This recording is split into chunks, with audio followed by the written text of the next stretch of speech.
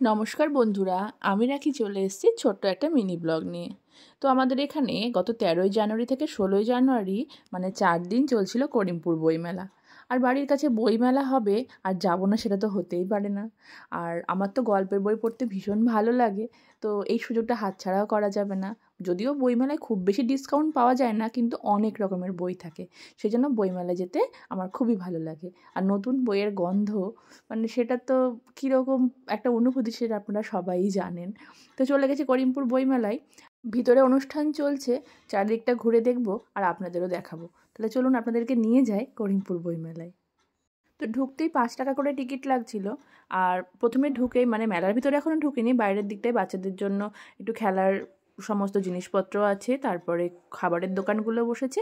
আর মেলার ভিতরে তো শুধুমাত্র বইয়ের দোকান, ওইগুলো তো অ্যালাউ করবে না, তো সেই জন্য বাইরের দিকটায় খাবার দোকান টোকান, বাচ্চাদের খেলার সমস্ত জিনিসগুলো বসেছে। স্বাস্থ্যের পক্ষেও ক্ষতিকর। তা যেটা বলছিলাম যে দুটো পথ, মোবাইল থেকে যদি সরতে হয়, সরা মানে মোবাইল ব্যবহার বন্ধ করে দেওয়া নয়। যে কাজে মোবাইল উদ্ভব হয়েছিল সেই কাজের জন্য মোবাইলকে ব্যবহার করা, যোগাযোগ। বাড়ির থেকে এবার ভেবেই গিয়েছিলাম সরঞ্জিৎ চক্রবর্তীর বই কিনবো। তো বই দেখতে দেখতে একটা বই হাতে পড়লো, যেটা দেখে অনেক পুরনো কথা মনে পড়ে গেল। সেটা হচ্ছে বিভূতিভূষণ বন্দ্যোপাধ্যায়ের ইছামতি।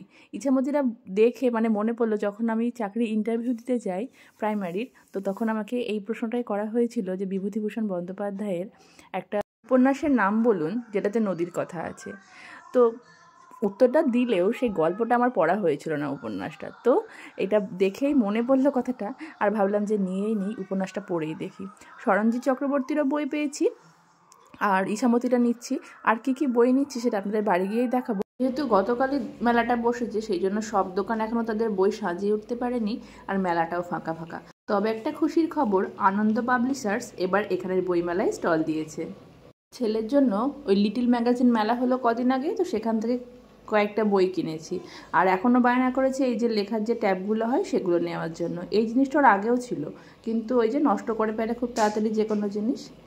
আর এই যে আমার এখানে বই কেনা হয়ে গেছে, বাড়ি গিয়ে আপনাদের দেখাচ্ছি এবার এই বইমেলা থেকে কী কী বই নিলাম। এই যে আমার বই, পুতুল নাচের ইতিকথা, এটা দিদির জন্য। ইছামতি, 1084 মা, শুধু প্রেম। আর 4টে বই নিচের ঘরে আছে, দাঁড়ান দেখাচ্ছি। এই যে সরঞ্জিৎ চক্রবর্তী নেওয়ার ইচ্ছা ছিল বলছিলাম, পেয়েও গেছি।